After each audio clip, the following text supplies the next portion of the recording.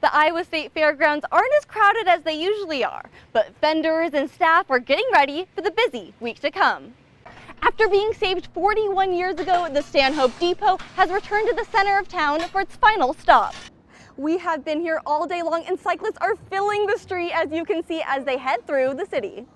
With a massive community, virtual reality is a great way to play, compete, and connect, but it could come with some real-life injuries. Different games have different amount of involvement, so you want to make sure you're aware of your surroundings before you put on the headset. And there's potentially more benefits to keeping the grass trimmed. Tomorrow's the big day because here at the Colfax Historical Society, they're going to be counting all 70,000 of these pencils. If you're a musician in Des Moines, you've likely seen this face in the crowd. Wendy Hull was Des Moines' biggest and most influential music fan. She died unexpectedly last week. Now musicians are hoping you'll honor her memory by supporting local music the way Wendy did.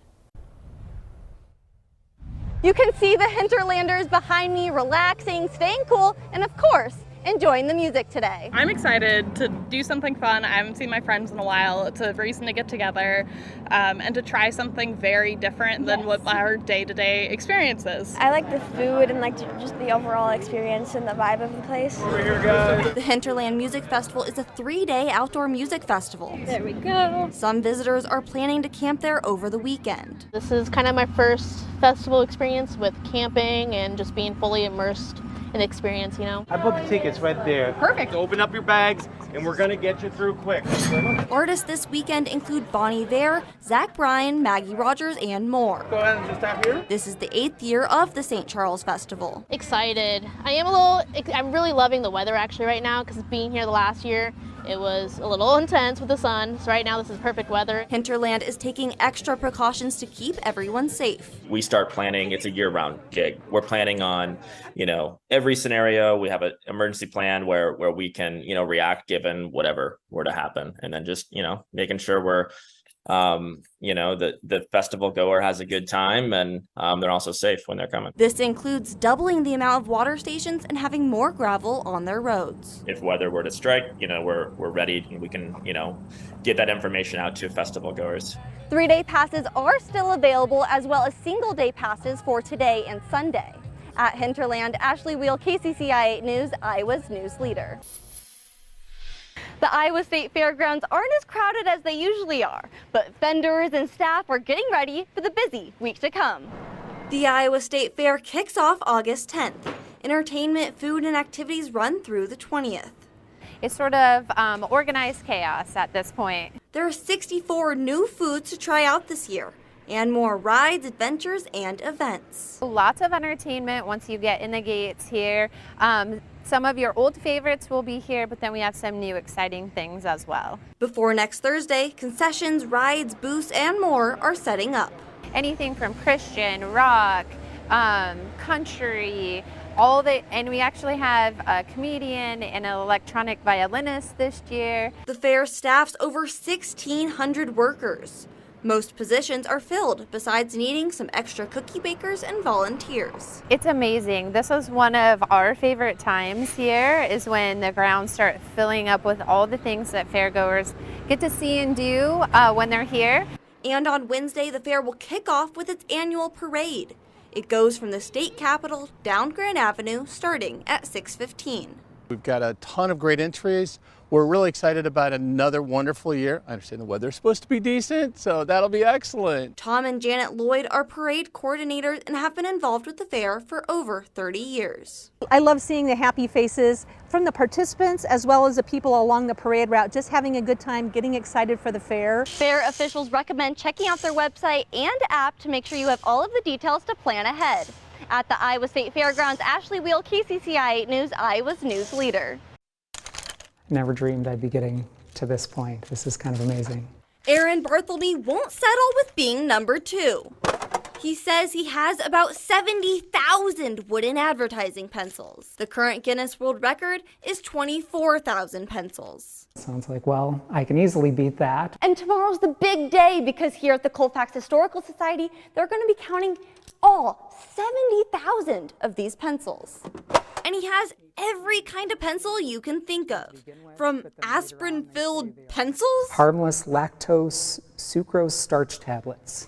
to rotary phone pencils Dial your number that way. to high school basketball schedule pencils This is Amboy High School. and even 100-year-old pencils. I don't know that you can pick a favorite when you've got 70,000 of something. But the most special pencils are the ones that come from his hometown.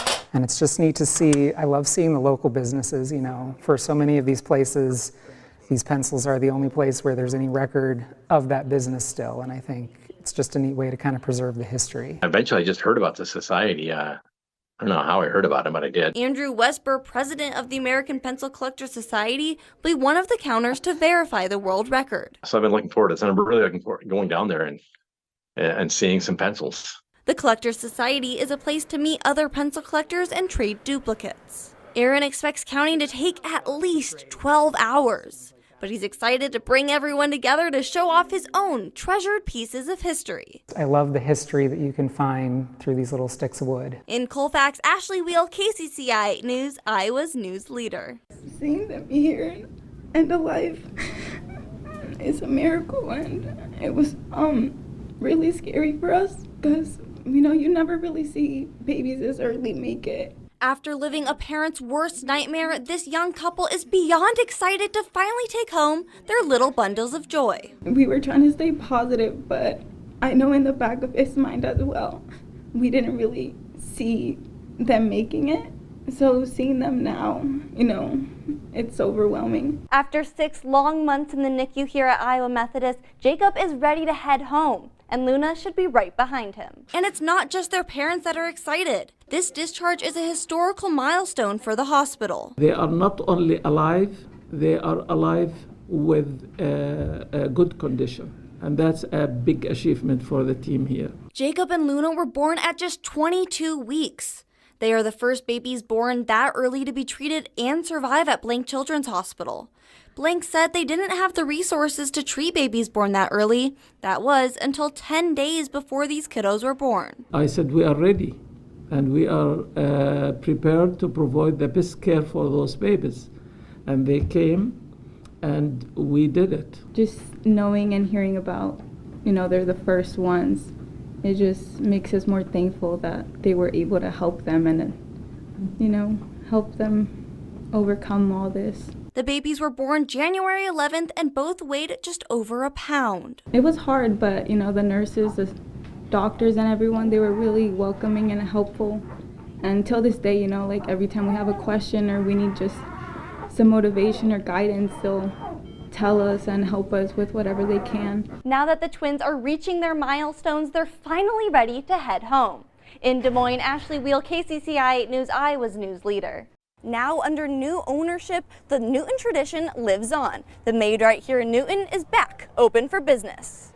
And we were kind of crushed to find out that it had closed, but then just last night we found out it opened, so we're here today. The Thompson family isn't the only one who showed up for the community's favorite reopening day. Seats filled up as people got the chance to order their favorite sandwich once again. It meant a lot. The town has really come up. I mean, it just brings tears to my eyes. Lori Gano, who has worked at Maid-Rite for 40 years, is the new manager. But the new owner remains an anonymous mystery. He won't ever be in here. They won't even tell us his name. They say the previous owner felt like it was time to go. But now the sandwich shop is back and busy, especially with today kicking off Newton High School's Alumni Weekend. We're here for Alumni Weekend. We live in Arizona, but anytime we come home to Newton, we always stop here and grab a sandwich. Yeah. I just hope it just stays as busy as we've been busy, but it sounds like all the customers are saying that they'll support me, and I think it'll do good. This Maid-Rite's been here since 1926 and now is here to stay. In Newton, Iowa, Ashley Weil, KCCI News, Iowa's news leader.